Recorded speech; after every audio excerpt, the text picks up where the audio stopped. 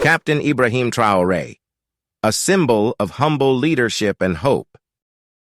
Imagine a leader who doesn't just talk about change, but lives it. A leader who, instead of amassing wealth, chooses to live humbly, drives a modest car, and refuses to indulge in the luxuries that often come with power. This isn't a fictional character.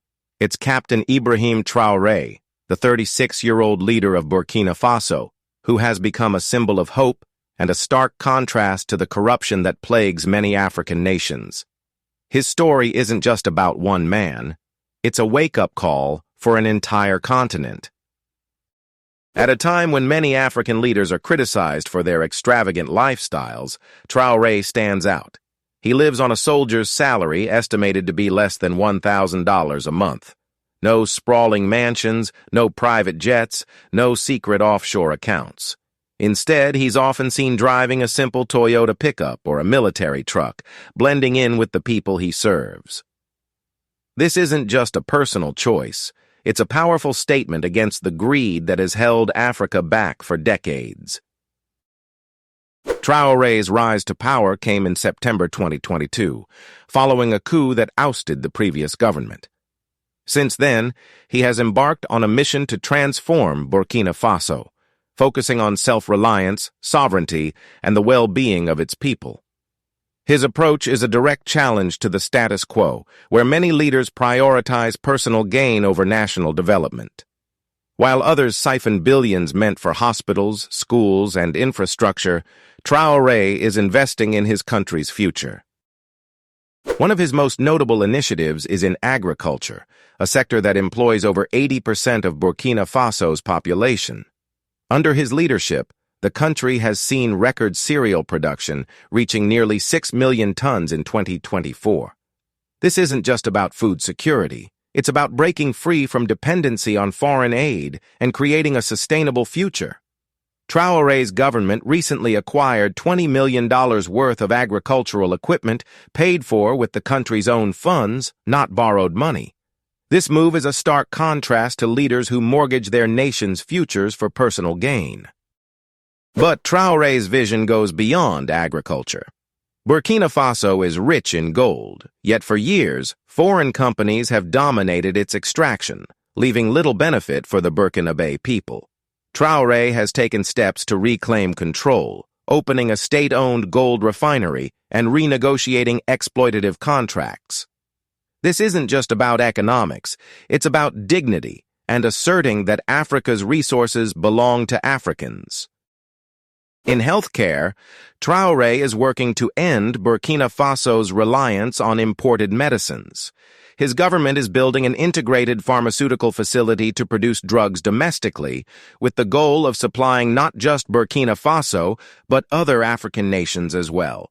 This is a bold move towards self-sufficiency in a continent that spends billions annually on imported pharmaceuticals. Traoré's leadership style is also a departure from the norm. He speaks to his people in local dialects, wears military fatigues instead of tailored suits, and is often seen among the citizens, not isolated in an ivory tower. His humility and commitment resonate deeply with a population tired of empty promises and corruption. His actions have not gone unnoticed. Across Africa, Traoré is being hailed as a modern-day Thomas Sankara, the revolutionary leader of Burkina Faso in the 1980s, who prioritized his people over foreign interests. Like Sankara, Traoré is seen as a symbol of a resurgent African spirit, one that rejects neocolonialism and embraces self-reliance. But Traoré's path is not without challenges. Burkina Faso faces ongoing security threats from insurgents, economic fragility, and regional tensions. His alliances with countries like Russia have raised eyebrows, with some fearing a new form of dependency. Critics also point to delays in returning to civilian rule, raising concerns about authoritarianism.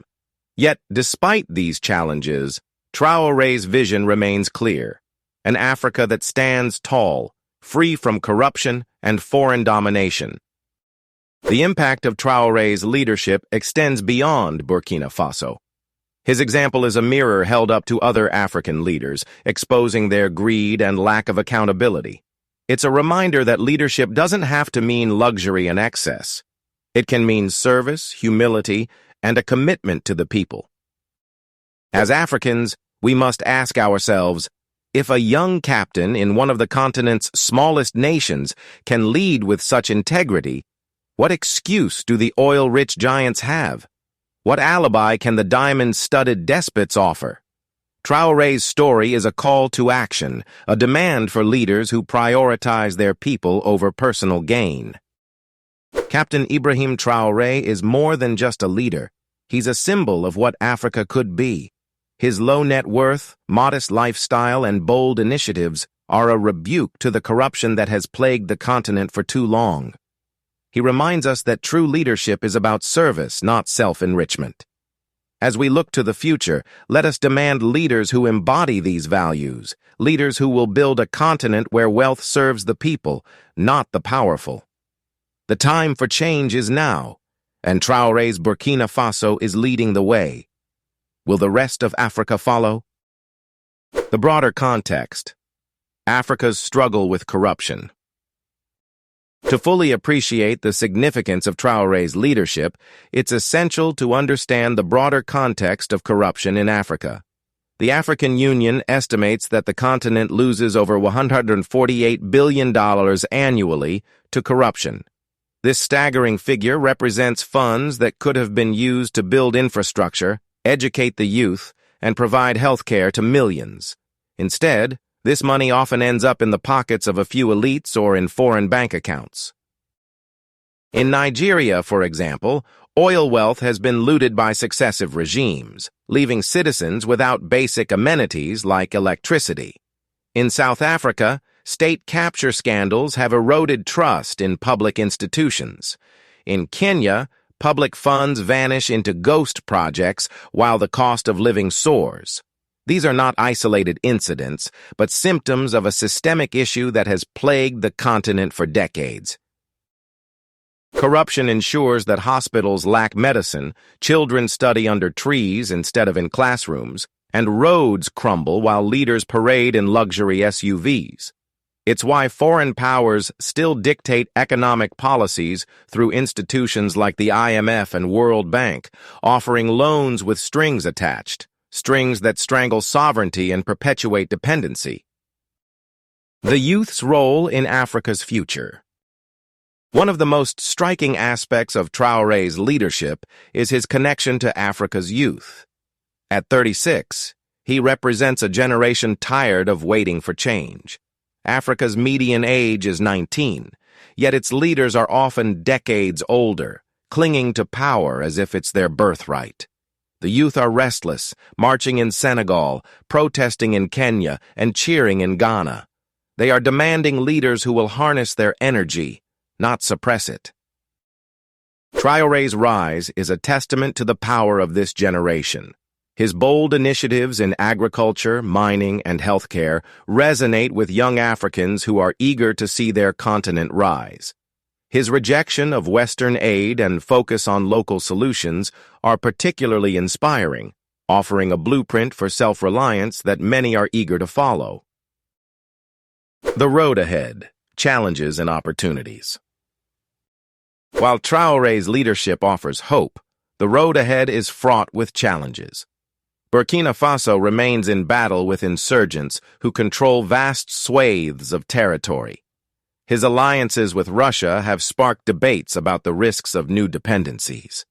And his delay in returning to civilian rule has raised concerns about authoritarianism. Yet these challenges do not diminish the audacity of his vision. They underscore the complexity of the task at hand and the courage required to pursue it. Traoré's Burkina Faso is not a utopia, but it is a spark, a torch of possibility that could ignite a firestorm of change across the continent. The celebration of Traoré in Ghana was more than a moment. It was a message.